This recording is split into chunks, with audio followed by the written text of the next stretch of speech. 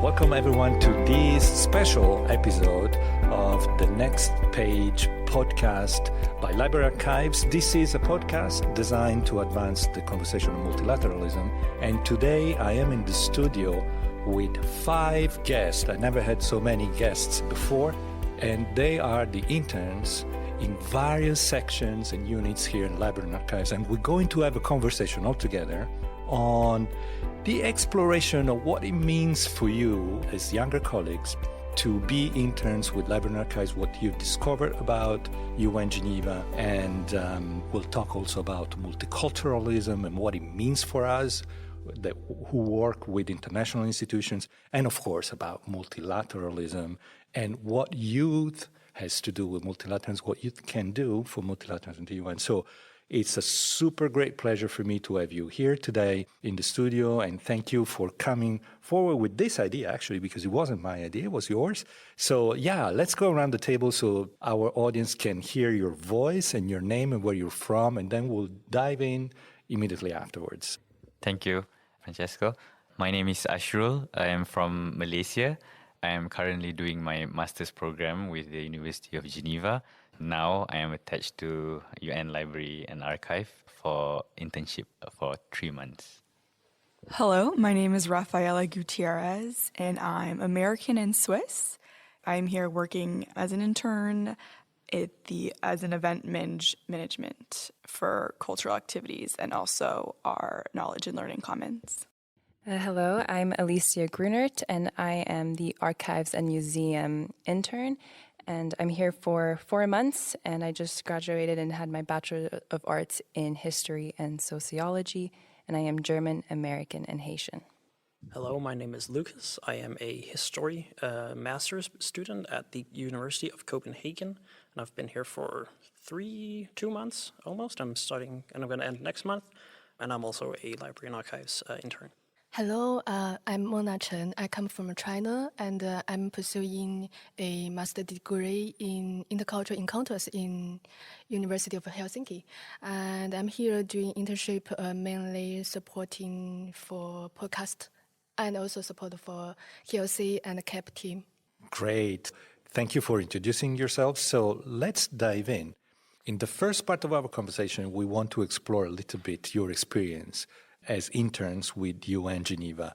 This may be of interest for a lot of people out there who are seeking the same opportunities that you've been seeking with UN, what it meant, and how it gets done. So yeah, let's start with a little bit of the values and the ideals that guided you in this choice. So basically what inspired you to apply for an internship with the United Nations.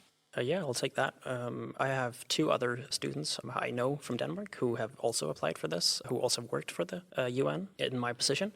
And their stories and their aspects of the work that they've done sounded extremely interesting. And I thought that was something I wanted to do as well. And then working in a huge international organization has always been a big dream of mine. So I think interning for the UN, and especially at Geneva, is a perfect way to do that. I'll go ahead. For me, what inspired me to apply, I've always dreamed about just being here in Geneva and the UN. You hear the UN as a kid and you're like, oh my goodness, this is an incredible institution that has done so many things. So it has always been a dream of mine. And I came here last year to complete my master's. And I was like, okay, I'm just going to swing it. I'm going to apply, see what happens. Honestly, I was kind of just did it on a whim. And here I am today. So everyone, apply. You never know what could happen. I can add one more thing. I never think about really working in the UN. It feels like far away from my personal life, before. But there are so many different positions, different organizations, departments. It's a great place for our young people to try many things. So that's one big motivation for me to trying to come here. Just a simple words from my point of view, what inspired me is because the UN is, to me, the epitome of multilateralism. So it's like we can have a bilateral engagement between our country with other people, but if you want to experience the multilateral setup, so the UN is the place for me. Like everybody says, it's like a very big organization and has such an important meaning and value to it, and its purpose, it brings so much of everything for the global sense. And I think it's very important to be a part of this. And for me, I grew up in Geneva, so it was always part of the big UN, like Geneva representation, being part of UN in Geneva as well. You see how impactful it has been to not only the population, but of course globally, and to be part of this organization that actually does so much for multilateralism and change and for better peace in the world. It's always been a dream of mine to be a part of this and to actually be a part of that change as well. So I'm very happy that I am able to be here today and to discuss multilateralism as well. And there may be many other young people who, like you, aspire to have this experience. So I was wondering what you could share with them who may be listening. Maybe some tips for future internship candidates. I can also take this one. I think it goes for most jobs and internships is just apply. I think that's the best way to do this. And look at I think it's called the Inspire website, and look for internships if you find that interesting. And I think don't be afraid to take a leap at going to a different country and trying to get an internship there. I think that's a really cool experience. Another thing as well is that when you see the requirements on the application, even if you don't think that you meet the requirements, or you'll be like, oh, like, no, they'll never take me, just do it anyway, because you never know. They'll be looking for someone maybe that is very specific to the requirements, or maybe they're looking for someone completely different. You never know. So honestly, take that leap, even if you think that you don't fit the criteria. I agree with what Raphaela said, because as well, the whole point of an internship is to learn. And so there were so many requirements that I didn't know if I could meet, and I was very nervous about how I was going to approach this and what support I was going to get. And everyone has been so lovely. There was so much support in my hand, and I've learned so much that I feel prepared for future endeavors that I might possibly take. And as well, I was also nervous for the application process, because it was very competitive because there were so many applicants. But I've seen that if you're really persistent, and even if you cannot get this internship, a particular internship that you want for one particular semester or year, there's always other internships. There's always going to be other opportunities. So don't ever give up and keep persisting, and you'll get there. It's good tips from my colleagues, but maybe I could also add something what you can do in your application, whereby you should also maybe organize and tailor your forms or application to that suitable internship post that you are applying. And also you need to showcase your passion in your CV, resume. And finally, you also need to develop relevant skills, because even though, yes, the internship usually do not require you to have vast experience before joining, but then it's good when you study during your maybe high school or maybe your university time. Maybe you could also get involved more, do works like volunteering and whatnot, so it can somehow improve your skills and knowledge, which could be really important asset when you're applying for internship. I'll just add one little thing. Just go to learn one more language. Or if you can, 2 more languages. Yeah, that counts. Languages are more, and we'll come to that. Multiculturalism means also multilingualism, and it's very important in the UN. So I was curious to ask you also, how do you see your internship experience influencing or adding to your future careers or your future goals? So I am currently leave from my work back in Copenhagen, where I work for the Royal Library. So I've gotten a deeper understanding of library as a whole. And then I think that is really going to be a future career path for me, working in a library perhaps. Yeah, I think similar to Lucas, I'm also on sabbatical undertaking my master's program with the University of Geneva. And I'm in the line of international relations. So it's really important to have this experience at the UN, and also definitely I can see that my future to engage more in multilateral affairs and improve my understanding in this arena. I agree as well. I think it's very important that it relates to what you're passionate about. And I just did my Bachelor of Arts degree in history and sociology. And I think I was able to very successfully get an internship which aligns with my passions in as doing museum and archiving business. And so it helped me, because I just finished my Bachelor's of Art degree, how I'm going to explore this future, what subjects that I really am interested in and what I am very passionate about in sociology, in multilateralism, in cultural affairs. and so forth. So I think it was very important for me to do this internship to see where my future aligns. Also, I'll just add something quickly. So this internship actually really helped me see what I wanted to do in the future, because I've had previous internship as well, but I never really knew what I wanted to do in the future. And yes, I'm still young, but it's always kind of good to know what kind of path you want or something that you like. In my previous internships, I had 2 before this, and I kind of was always doing the same thing. And then I come here, and it was kind of similar to my previous internships. And then it kind of clicked to me, and I was like, oh my goodness, I see a pattern here. And it wasn't until I got here at the UN that I realized that I'm really into organizing events, and that's something that I want to continue doing. So I'm so grateful to be here for this wonderful experience that has taught me so much, and I've learned so much. So, Francesco, in your opinion, what qualities or experiences is the UN looking for in candidates when selecting interns? Well, that depends, of course. There are a lot of vacancies every year. There is an entire, program of the Global Secretariat for Internships. So depending on duty stations, there are, literally thousands of internship positions. And so not all the vacancies are the same. So they specify the qualities and the terms of reference, if you wish, and the areas of specialization. So it was visible to you when applying that this was library and archives, for example. It was not just a generic internship. So that is clearly the case. The overall, I would say, I think what is a winner in internship profiles for the applicant side, I think it's curiosity and passion for international relations, for basically the bigger, game of international affairs or global affairs, this kind of look at things from the international sphere. And so that, I think, is quality that all interns share. And that means that when we select as a secretariat, we have an eye out for that. We keep an eye for this kind of passion for multilateralism, interest at least, if not passion. And most interns are motivated also by the curiosity of the UN as an organization. But not all. There are a number of interns who don't come because they dream of being a UN staffer.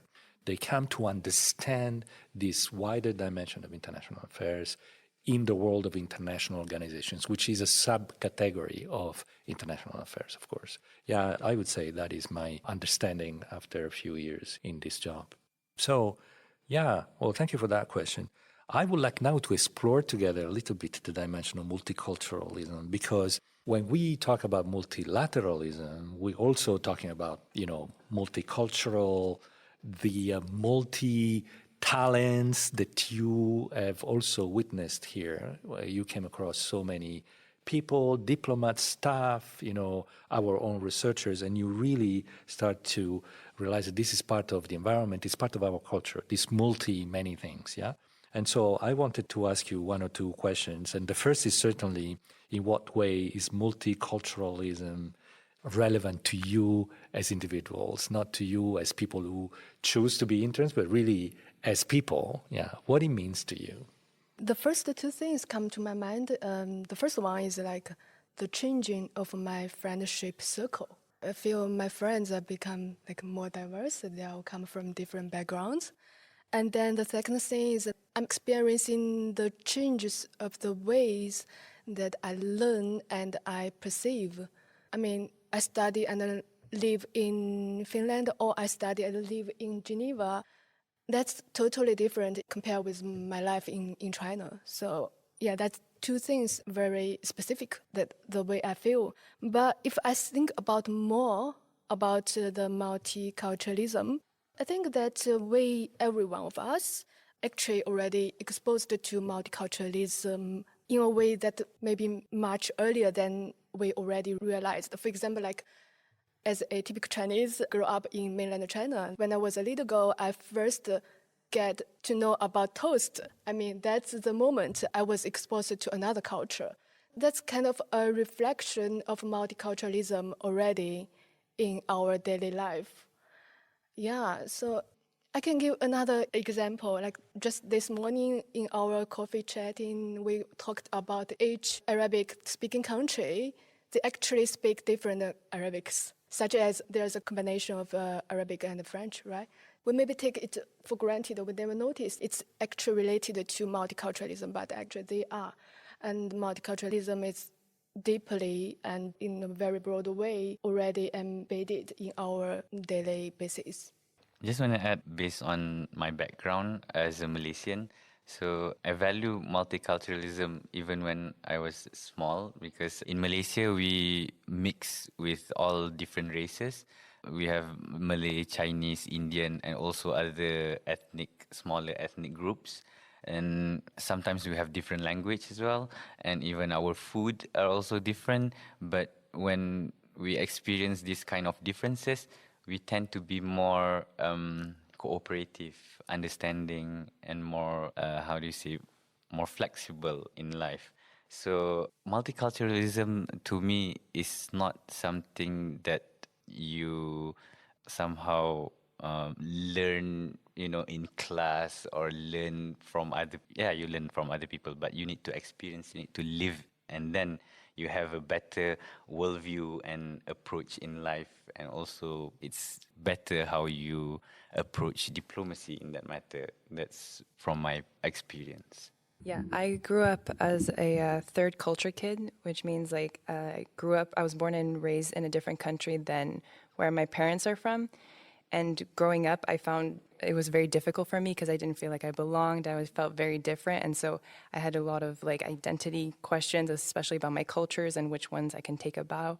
And then especially as well, I went to an international school. And so there you're faced with so many international people from all around the world. And then you get to really appreciate something that I once didn't like about myself. And I turned to actually really love it when you explore each of your cultures and you show the dynamic and the environment, and it all comes together, and it shows that this is something that it really is important to show and advertise multiculturalism and not just one culture, because we're all influencing every culture. There's so many traditions and history that are now becoming interconnected, and there's a real power in that I don't think has been discussed before, definitely not in school, but now having a platform, an organization like the United Nations, where we actually talk about multilateralism, where we talk about multiculturalism, it really shows the impact of the world and where we come from, and the new world that we're now creating and coming to be about together. Then I would like to ask you what it means to you in your daily work, because multiculturalism is relevant to us as people in different ways. So depending on how you were raised, where you grew up, as you were saying, the kind of culture in which you grow up, multi-ethnic. But I'm curious to discover during your internship here, how you experience it and how important is it in your daily work? When you ask this question, I recall the first day when I report duty here as an intern. My supervisor asked me about my name, what is my first name and what is my family name. Whereby in our culture, there's no such exercise, We don't have first name, we don't have last name. We just have one long name with our name in it and son of or daughter of our dad's name, our father's name. So that's what my supervisor told me. It's like, oh, this is something new. I learned something new, even though I believe she's a very experienced officer here in the UN. But you always learn something new. That is the beauty of multiculturalism. And especially when you are working at this kind of environment at the UN, you will experience new things and you learn it through your engagement, through your dialogue. And that is how I think this kind of knowledge and skills that you can improve without go to class or in a classroom for that matter. So yeah, it's really impactful aspect to me in my daily work. I agree. So I work in the archives and museum department, and I think that multiculturalism is a result of multilateralism. And the museum specifically talks about multilateralism and the evolution from its origins to the League of Nations time to what we have, the United Nations today. And so you get to really see a world on how it was created and how important it is on our daily lives. And when I'm doing tours for Multilateralism Museum, and you get people from all around the world coming to visit, and they all want to know about their own country, and it just shows how beautiful it can be when everyone's incorporated, when everyone's country is incorporated, even if it's in a negative light, because a lot of the time I'm German, Germans during the world wars were not specifically the best, but even though it's a joyful experience because I get to share with other people and you get global perspectives from everyone in the archives, and when you're talking about the League of Nations, we get the cultural heritage that is still preserved. And I think that's why it's so important to have archives in general, but let alone in the United Nations, because you get a global perspective, global cultural heritage that's always going to be preserved. It shows really the importance. So coming every day to work, doing tours, and also dealing with the archives, I always think I'm doing good work because I get to see the result of it, and it really means a lot. So I think it's amazing that you have the opportunity, as well as an intern, to be able to experience that. Raphaela and me, we are in our internship, we help in organizing different culture activities, which partner with different permanent missions. Through all these culture events and activities, I feel like we are encountering the new things, the unknown is all the time. But, usually the instinct, the reaction to the unknownness is maybe the resistance, maybe the fear. But if we related to our daily work, related to the multiculturalism, we need to be respectful and be open. I do feel the deep emotion connection between individuals and their own native cultures. It's not just about traditional clothing, food, or language. It's also about the environment of one growing up. That's a part of one's identity.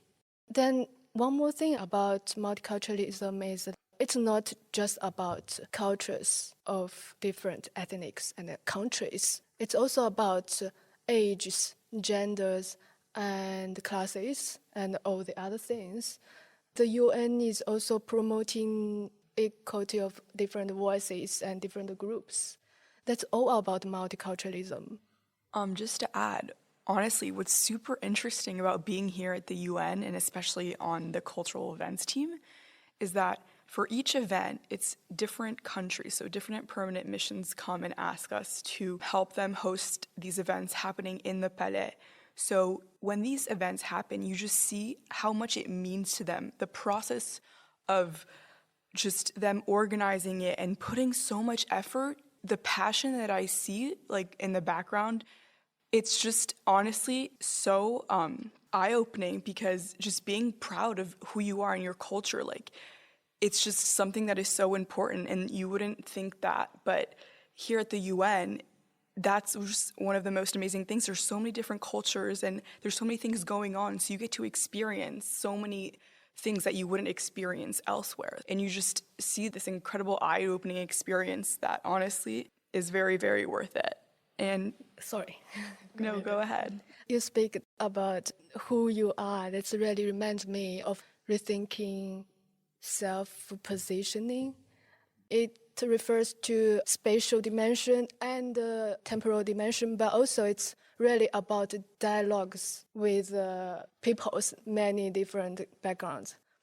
Then making sense of values of the world, of yourself, or the identities. So yeah, that's something I keep thinking through all these multiculturalism, all these international activities, international encounters. So yeah, you said who you are and who I am, all these questions. I mean, they are very basic questions, but they could be very... but it's also, you don't think about it and unless you're in that position, you're like, okay, wow. Yeah. And it's very nice. Yeah. And just to piggyback on that, for you, Francesco, how does a library and archives act as an instrument of international understanding? It's a tough job. This is actually part of the motto that was given to the original library that when we were created in 1919, and we're still here. So we're older than the UN, which is quite amazing in itself. We were 100 years old in 2019, and we celebrated that. So we are over 100 now. So we've always been aware of this sort of promise, commitment put on us to be a center for research and an instrument of international understanding, as you said. So the way we do that daily and overall as vision, but also as a daily work. So there are various facets. Let me say maybe 2 or 3 or 4. The first is certainly the act of preserving the memory of multilateralism. So here's really the place where we have tweet number one of multilateralism in its organized dimension, that of states that decide to create organizations to maintain a multilateral space, as was the case for the League of Nations. So preserving that is really one way to nurture the space in which international understanding can happen safely, based on facts, based on primary, especially primary, when you work in the archives, you know about this, primary resources, and secondary resources collection.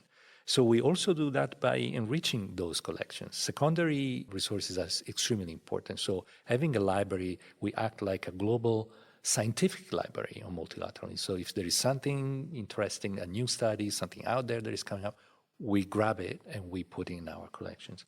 Thirdly, we try to mobilize all that knowledge combined with the knowledge of the UN. The UN is an amazing organization because if you want to know anything about more than one country that is your own, that is where the UN is an amazing knowledge, not only repository, but also a knowledge exchange place.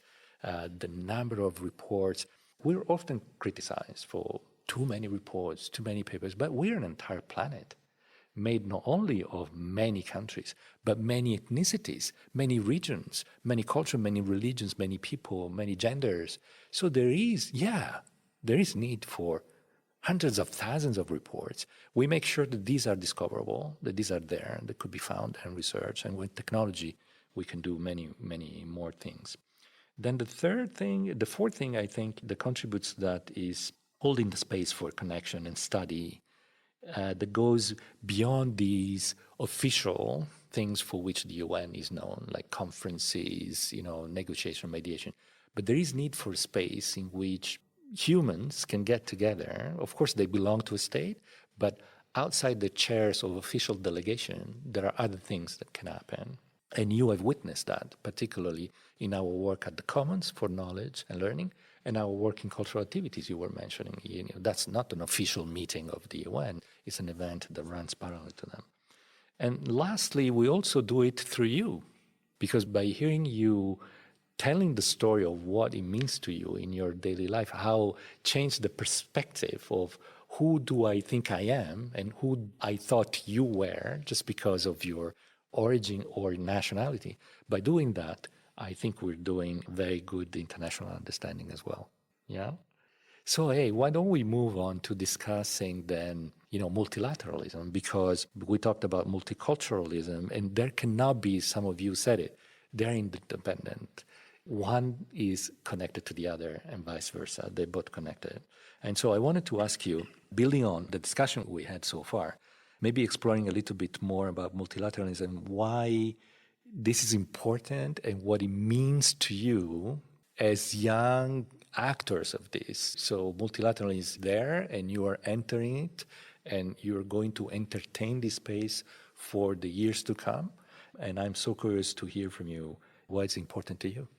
For me, I always associate multilateralism with the United Nations, but I didn't think about it much prior to the United Nations and prior to the League of Nations. But working in the museum, I get to discover and research a lot about the origins of multilateralism and how it evolved. And one of the first documents ever that we still have to this day is from Henry IV, who was a French king who written a memoir right after the wars of religion. And he wanted to secure alliances so that they don't have to continue this way. And it's like he created in his memoir how to have a dialogue, an open dialogue and communication. And that's when I realized how important it is, because since the very beginning of time, of humankind, the first instruments that we ever built were weapons. We're actually very prone to violence, and there's been hundreds and hundreds of wars throughout all the centuries. For me, it's hard to know the feeling because I grew up very privileged in this generation where even though there are wars to this day and international conflicts, it's not close to how it was in the past, in the last centuries, even to how it was last century. So I think when I was actually able to research it and do it for my museum, I got to actually see how important it is to actually have multilateralism and to have an organization devoted solely to this purpose, because who would want to live in a world where you always have to constantly worry and be in a constant state of violence or fear because of it. And that's how I realized how important it is to always keep it going. And I think it's very hard to lose that mindset, because now when you're talking about the United Nations, it's always about the current situations that's happening, and then you forget the purpose of this organization, why it was placed in the first place, and even in the League of Nations. And having this museum reminded me on the importance of it and why we should always support the United Nations, because its devotion and purpose is to actually help every country that it can. Yeah, from my perspective, multilateralism means it's a big thing, because you can't have 193 countries speaking to each other individually. You know, at the end of the day, you need one platform where you can gather all the international actors, you know, and to discuss about the global issues. Because at the end of the day, we are all somehow interconnected. So we can't do our things, or we can't work in silos. That is why it's really important and it's imperative to have this multilateralism, UN as the platform to discuss and seek solutions and do better for the world and the next generation. Yeah, just something quickly. I just think it's so important, as it fosters peace and stability and sustainable development worldwide, which is something we need, especially with wars going on currently as well. So having an organization like the United Nations really just striving and working towards helping and fostering peace and stability is something that is very, very essential and will always be essential, in my opinion. And to quickly add from what Raphaela had just said as well, there's also so many conflicts that we have to go through worldwide.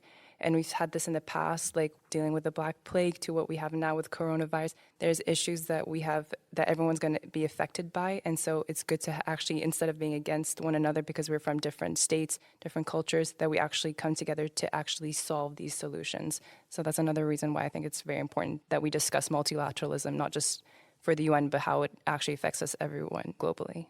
Then I wonder if this experience has enabled you to have a deeper understanding of multilateralism in itself. I've met all sorts of people that could not even pronounce multilateralism, and I understand it could be very foreign to someone who is just intent in his own or her own reality and job and daily, goings. But really, it is, as you said, it is important. And I like a lot your picture of who will want to live in a world that is constantly preoccupied with what may happen at your borders, because there are no rules, there's no multilateral overall, understanding. So yeah, I wonder if during this internship, during these months inside the UN, you have gained a deeper understanding of multilateralism. Yeah, I would say I definitely witnessed the importance of the multilateral corporation, especially as I engaged with diverse stakeholders in organizing global events, which I learned that there's a lot of complexities of multilateral decision-making process, which is very complex. And also I've recognized the interconnectedness of global issues, which is very key. Yeah, working through some of the primary sources, I've also had a lot of interesting understandings of, for example, women's voting rights, which has been a huge problem throughout the world, which a really good understanding of how the UN has helped with that, and that's one of the things. Also, voting rights in Africa has also been a part of the sources I've looked at, and that's two issues that I've seen as quite big that the UN has helped with. Okay, let me then ask you to conclude this part of the conversation on multilateralism. What is your hope for multilateralism going forward? I think personally, my hope for multilateralism would be evolution and adaptation to meet evolving global challenges and greater inclusivity that fosters transparency and also effective decision-making processes, and also enhanced cooperation and coordination among different nations and among different stakeholders. And also just promoting of peace and security and sustainable development goals, because here actually is very important that before I came here, I honestly didn't have much information about what the SDGs were. And then I come here and the UN is very SDG focused, which they should be, because these goals are very, very, very instrumental to what is going on. I hope that in the future, or not in the future, I mean, we can effectively raise the awareness of multilateralism to more people, to more young generations, and I think it's very important. We are all in front of many pressing problems, big issues, like climate change, like wars, violence. Some people maybe criticize the UN, the work, or the multilateralism, but actually that's really a big challenge to do multilateralism, and believe all of us who work in the UN, they are really passionate about pushing multilateralism and trying to achieve all these SDGs, these long-term targets or short-term targets. Yeah, I hope will be more people involved in multilateralism. Yeah. Okay, then we have one more question for you. We all come from different backgrounds and have different perspectives. What can we do more to promote principles of multilateralism? Oh, that's a difficult one because I think multilateralism has been considered throughout the history of international relations as an area where states would be actors and all the others would be participants at best. And I think that tendency exists still today in organized multilateralism, and the UN is certainly part of that, where it's made of member states. Yeah. So I think that what is changing, what is emerging, is that because many of the problems that multilateralism will have to face are global in nature, they're not problems that are targeting states as entities. There are problems actually that are targeting individuals, like the crisis of inequalities and migration, and climate change itself is a problem for me and for my descendants, right? It's not a state problem.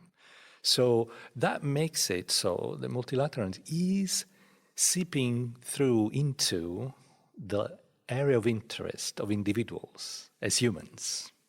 And so individuals have a legitimate expectations that are put on multilateralism because no one state can solve a problem. No one individual, even more so, will be able to solve the challenge of climate change. So I think that is becoming more relevant to people versus how protected area was for the states in the past.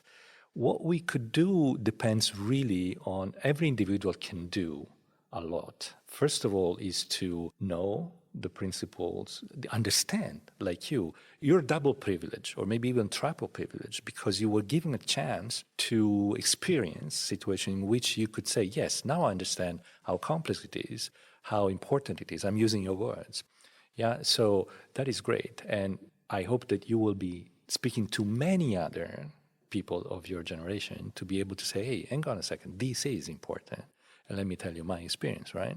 So I think one thing that we could all do together over and above our individual actions, depending on our interests, our jobs. You don't need to work in the UN to be an actor of multilateralism. You could be in the economy.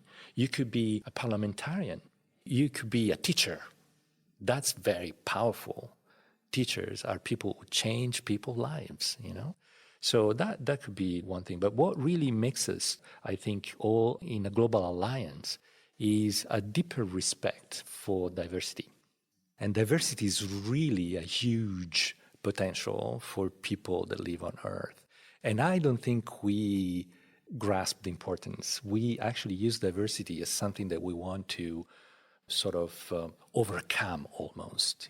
There was this in technology and the economy, certainly you have a driver for homogenization. We love that, right? We love when we're in control and we love people that look or act or think like us. But actually diversity is how we will get out of these problems. And diversity is an asset, but how you turn it into active energy for change is by using inclusivity in inclusion. So you have diversity, that you could respect diversity and start to love diversity, like you gave us your example of your country, right? That is a respect for diversity. How to mutate this into pure energy is inclusion.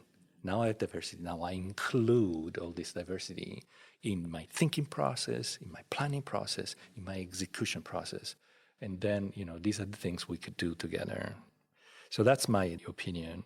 But then I have an end question to all of you, which is, what do you think youth can bring to the UN? Okay, I can start. First, related to what you said, multilateralism is also about individuals, right? Then back to the youth, I think we bring more voices, different voices. It's a way that the UN gives the chance to, the voice with less speaking opportunities. And also the most important, the quiet voices, the voices we never heard about it. If they can be involved in the UN, then I think that means a lot. It's also the way the young people learning from the UN and the UN learning from the young people. Yeah, definitely, I agree with you. From my understanding, what youth bring to the UN is like, to me, youth equivalent to future generation. So even the SDG, if we look at all the targets, all the goals that we want to achieve, is actually for future. Sustainability is for the future. If we are thinking about the current generation without thinking about the future, then we won't be having this SDG and, the future target. So to me, youth is everything, youth is the future. And we are looking forward for not only for our children, but our children's children's and the next. So it's very important. I also think the youth is very important, and I correlate the youth with multilateralism and multiculturalism, because every generation coming up now, we're becoming more integrated as a society globally. And so now we get voices from everywhere. We get global perspectives on everything. And because of traveling is becoming so much more part of our lives, we get to hear all these voices, and now it's a new generation. And when I think about multiculturalism, I think of also age as well and generations, and each generation now is becoming more interconnected, and that's going to impact multiculturalism, how it's viewed, how it's impacted, and as well as multilateralism. So it's just going to continue to be advanced. Hopefully there's going to be more museums, more just discussion and conversation about multilateralism, because it's becoming more and more part of our world, and of course the world of the youth. Yes, just to piggyback on that, the youth here is the future, just like my other colleague has said, and having them now just further helps the UN develop and continue their work, because if we didn't have youth, we would just be stuck, because once the generation that is already here is done, what else would happen? Nothing. So the youth is very, very crucial to the continuity of the UN's work here. Yeah, I think the youth brings innovation and changeability and inspiring other people to even further the youth for the UN and for a brighter future. As we wrap up this episode, and I turn the question, to myself, if I ask myself that question, I think that youth also carries a duty, the duty of hope. And when we're young, it's part of our duties. There are things that are on our shoulders, even if that responsibility is not formally appointed to us. It is a responsibility nonetheless, because without hope, humankind has never realized anything. If you think about it, everything that we created in our civilization, or civilizations, if you prefer, was based on hope for something that is not here now. So that is the duty of hope, what I call the duty of hope. And I'm sad when I see that conditions around the world sort of conjure up, create this environment in which youth should be sad, demotivated, and losing hope. And that is the ultimate defeat of us as a humankind. You talk about intergenerationality. When you're older, it's as if you rely on the younger part of our population to carry that flag of hope, because every age of your life, you have a moral duty of something. And your moral duty, in my opinion, is to carry hope through the generation so that the next generation can also have some hope. Have you thought about that? How hope rolls over generation by generation. So you have that on your shoulders. Sometimes it may feel heavy, but hey, that's the future. We need hope for the future. So I would like to say huge thank you for all of you. First of all, for being part of our teams, because I know all of you. I've worked with a few of you more directly than others, but I know all of you. And I'm grateful that you're with us. And secondly, I wanted to say thank you for being on this podcast. And I hope that the audience really will appreciate and will learn from your experience. And we will continue to have, young collaborators as good as you in the future here for Library Archives. So big thanks from all of us and good luck to all of you. Thank you. Thank you so much. Thank you.